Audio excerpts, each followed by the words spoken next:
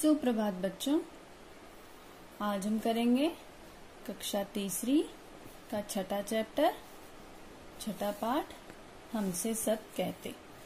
देखो, ये एक कविता है, एक शिकायत कविता है जो कि बच्चे कर रहे हैं। नहीं सूर्य से कहता कोई, धूप यहाँ पर मत फैलाओ। कोई नहीं चांद से कहता, उठा चांदनी को ले जाओ। कोई नहीं हवा से कहता, खबरदार जो अंदर आई। बादल से कहता कब कोई, क्यों जलधार यहाँ बरसाई। क्या कह रहा है बच्चा कि सूर्य से तो कोई भी नहीं कहता कि यहाँ पर धूप मत फैलाओ। जब इतनी ज्यादा गर्मी होती है ना, तो हम सब कहते हैं अरे गर्मी है, लेकिन क्या कोई सूर्य से कहता है कि यहाँ पर धूप मत फैलाओ, हमें गर्मी लग रही है। कोई नहीं चांद से कहता, उठा चांदनी को ले जाओ। चांद नहीं फैलाता है, लेकिन क्या उसे कोई रोक लेता है? क्या उसे कोई मना कर लेता है? नहीं। कोई नहीं हवा से कहता, खबरदार जो अंदर आई, है ना। कोई हवा को भी मना नहीं कर सकता। इतना आंधी तूफान आता है, क्या कोई हवा को रोक लेता है? कोई नहीं रोक सकता। बादल से कहता कब कोई, क्यों जलधार यहाँ बरसाई। ऐसे ही ना हम बादल को रोक सकते हैं कि बादल भैया अब तो बहुत बरस लिए, अब जलधार मत बरसाओ, है ना। फिर क्यों हमसे भैया कहते, यहाँ न आओ भागो जाओ। फिर हमसे क्यों भैया कहते हैं कि यहाँ पे नहीं आओ, चलो यहाँ से भागो। कई बार हमारे जो बड़े भैया दीदी होते हैं, वो घर पे काम कर रहे होते हैं या अपना कुछ टीवी देख रहे होते हैं, तो वो क्या कहते हैं, यहाँ से जाओ, यहाँ मत आओ, भाग जाओ यहाँ से। अम्मा कहती हैं घर भर में, खेल खिलौने मत फैलाओ। अब हम खेलने लगते हैं तो अम्मा कहती है कि ठीक है खेलो, लेकिन खेल खिलौने नहीं फैलाने, अगर खेलोगे तो समेट के रखने हैं। पापा कहते बाहर खेलो, खबरदार जो अंदर आए। पापा क्या कहते हैं कि बाहर खेलना है, अंदर कोई बच्चा नहीं खेलेगा। हम पर ही सबका बस चलता, जो चाहे वह डांट बताए। हम छोटे हैं इसलिए हम पर ही सबका बस चलता है, जो आता है हमें डांट कर चला जाता है। तो इसमें बच्चा क्या कह रहा है कि सबका बस हम पर ही बस चलता है, जोर चलता है, इसलिए सब हमें डांट लेते हैं। क्या कोई सूरज को रोक पाया, चांद को रोक पाया, हवा को रोक पाया या बादल को रोक पाया, है ना। तो ये बच्चा शिकायत कर रहा है। अगर तुम्हें इस कविता का नाम बदलने को कहें तो तुम उसे क्या नाम दोगे? आप अपनी मर्जी से कोई भी नाम दे सकते हो, है ना। तो हम क्या नाम दे सकते हैं? हमें भी अपनी तरह जीने दो, है ना। या क्या कह सकते हैं, रोको मत, टोको मत, है ना। अपनी मर्जी से जो आपको नाम देना है, जो आपको सही लगता है इस कविता को नाम देना, वो आपको नाम देना। पाठशाला में और घर में तुम्हें क्या क्या करने के लिए कहा जाता है और क्या क्या करने के लिए मना किया जाता है, नीचे वाली तालिका में लिखो।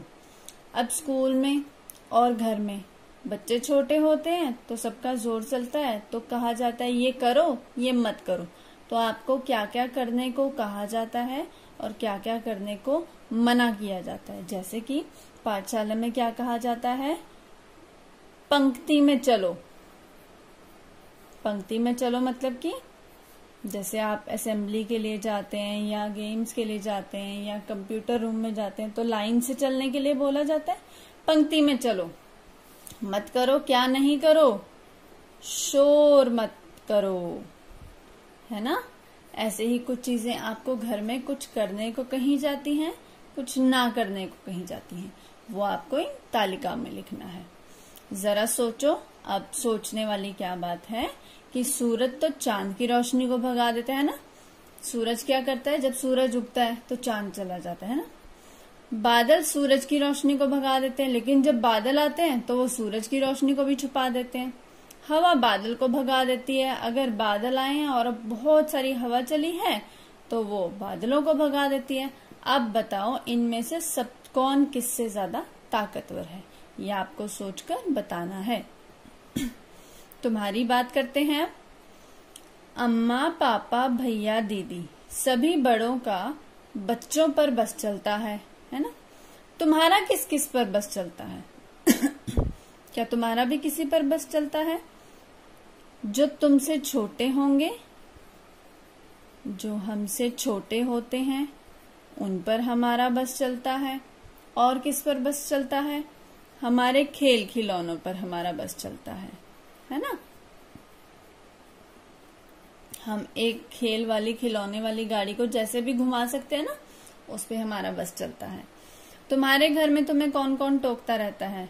भाई बच्चों को तो सभी टोकते हैं। कभी मम्मी टोक देती हैं किसी बात पर, तो कभी पापा, कभी बड़े भैया, तो कभी बड़ी दीदी, कभी दादू, तो कभी दादी, है ना?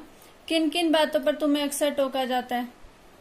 भाई बच्चों को तो बहुत सारी बातों पर टोका जाता है, जैसे कि बच्चे शोर मचाते हैं, शोर मचाने पर, और साफ सफाई ना रखने पर। कुछ बच्चे होते हैं ना, नहाना पसंद नहीं है, ब्रश करना पसंद नहीं है ना? और खिलौने फैलाने पर,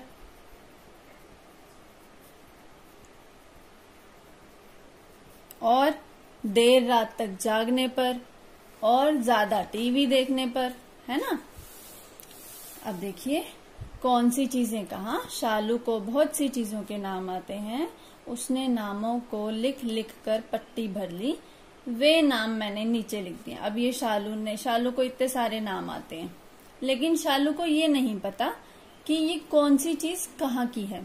अब यहाँ पर आपको एक तालिका दी है।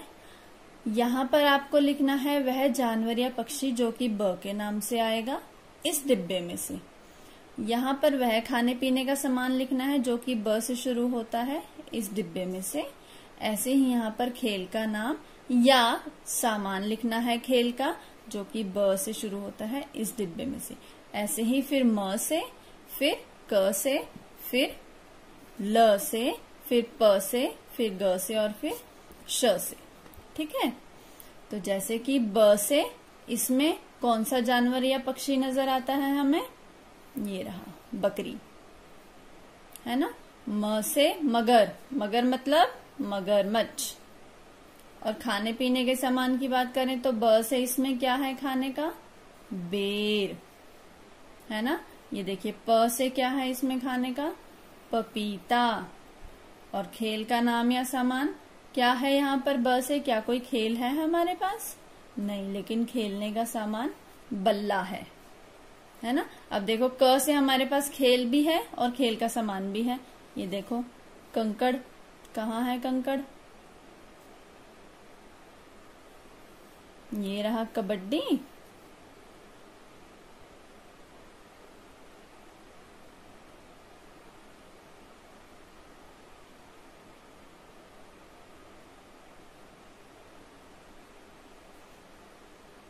क से हमारे पास खेल का सामान है यहाँ पर? नहीं, लेकिन हमारे पास खेल है। क्या? कबड्डी, है ना?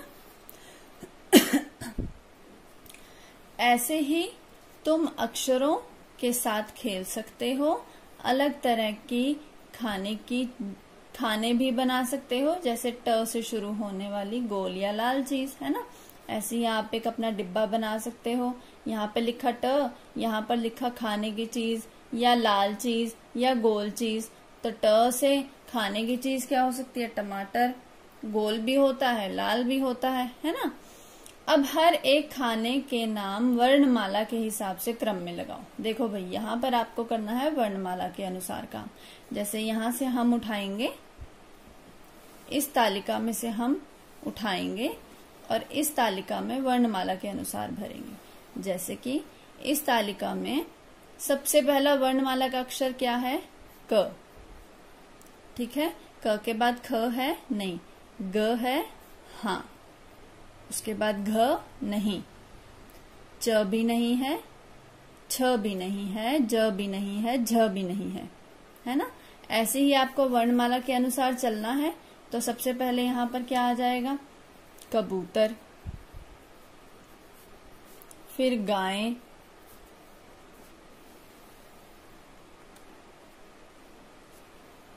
फिर उसके बाद प की बारी आ जाएगी। प से अगर आपको किसी जानवर या पक्षी का नाम पता है तो यहाँ पर लिख सकते हो। ठीक है, जैसे कि पतंगा एक छोटा सा जीव होता है, जैसे कि आपकी मधुमक्खी होती है। ठीक है, इसी तरह से जो उस तालिका में, पीछे वाली तालिका में खाने पीने का सामान, खेल का नाम या सामान लिखा है, वो भी आपको वर्णमाला के अनुसार लिखना है। हमसे सब कहते कविता में जिन लोगों, चीजों और जगहों का नाम आए हैं उन्हें नीचे दी गई तालिका में लिखो। जैसे कि लोग कौन कौन से आए हैं, देखो यहाँ पर भैया ने डांटा, है ना, और अम्मा ने डांटा और पापा ने डांटा, है ना। तो यहाँ पर किन किन का नाम आया, भैया का, अम्मा का, पापा का। चीजें कौन सी आई, बच्चे क्या फैला रहे थे, खेल खिलौने। और जगह कौन सी आई, पापा ने अंदर आने को मना किया, बाहर जाने को कहा, मम्मी ने कहा यहाँ पर मत फैलाओ और घर भर में खिलौने मत फैलाओ, है ना। तो ये थी वो जगह की नाम जो कि इस कविता में आई हैं। तो ये था हमारा आज का पाठ। धन्यवाद।